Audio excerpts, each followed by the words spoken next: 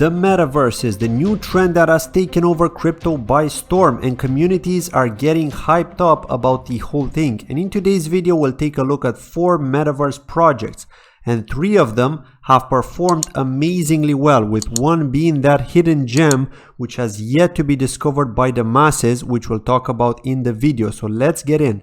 The first one is Sandbox, being a metaverse governed by players, where players could buy land and perform various tasks, as well as access a market within the game. You can even govern actions within the game. Now, I haven't personally played it, but at the first glance, it looks a bit like a mix between Sims and Minecraft. Unfortunately, Sandbox has already taken off in terms of market cap, currently sitting at just under $6 billion, which means it's no longer a gem, and I know it has made people a lot of money, especially those who are bragging about it on crypto Twitter. It does have 3 billion max supply, and its circulating supply is close to 1 billion, and it's currently trading at $6.47 across all the different exchanges, but you'll understand soon what point I'm trying to make. Next up, Decentraland is probably the most hyped metaverse project there is, and many have been talking about it. Users can create, explore, and trade in the first ever virtual world owned by its users. They've also got a marketplace.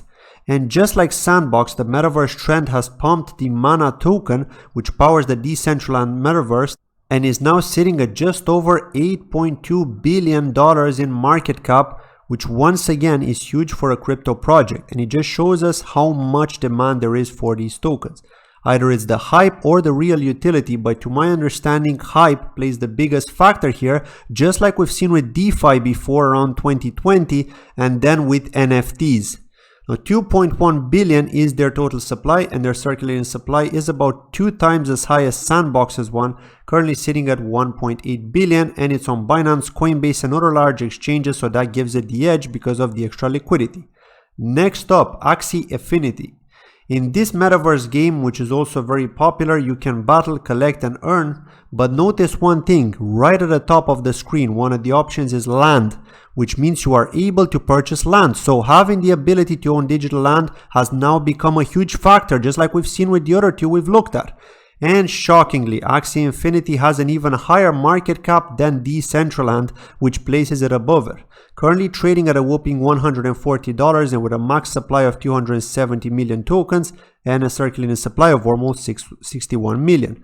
But all of these tokens we've discussed are all on Ethereum, which is super expensive for each transaction. So imagine what will happen when the next Metaverse surprise project will launch on another blockchain like Kusama or Polkadot, for example, where transaction fees are very low and the transactions per second are much faster at over 150,000. Again, it doesn't have to be Kusama or Polkadot. It could even be on Solana, it could be on Avalanche, it could be on Cosmos, and maybe even on Cardano in the future when they finally release whatever they need to release as part of the roadmap.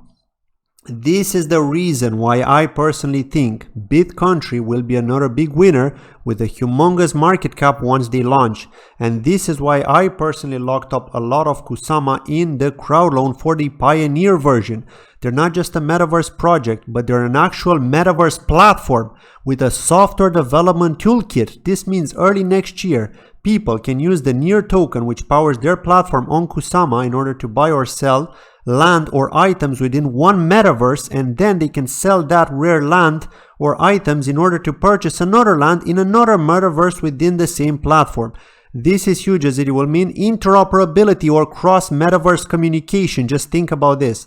Now, there's a project called Kusama on Moon River who are planning to integrate with bitcountry once they launch, and there's also speculation, but not 100% confirmed by the team yet, that Manta Network, who currently have a metaverse game called Evolutionland, will also launch on bitcountry.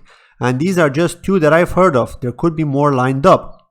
And the point I'm trying to make here is that we should try and find these gems early on before the trend pushes them too much in price and we end up missing out. We should hopefully see the Near token trade sometime in January or February once they go through the phases for the parachain launch, like every other parachain on Kusama has done, following the either plan for bitcountry metaverse on Polkadot in Q2 of next year. Now, let me know in the comments below which metaverse projects are you personally hyped about. Thanks for watching, and I'll see you in the next video. Take care.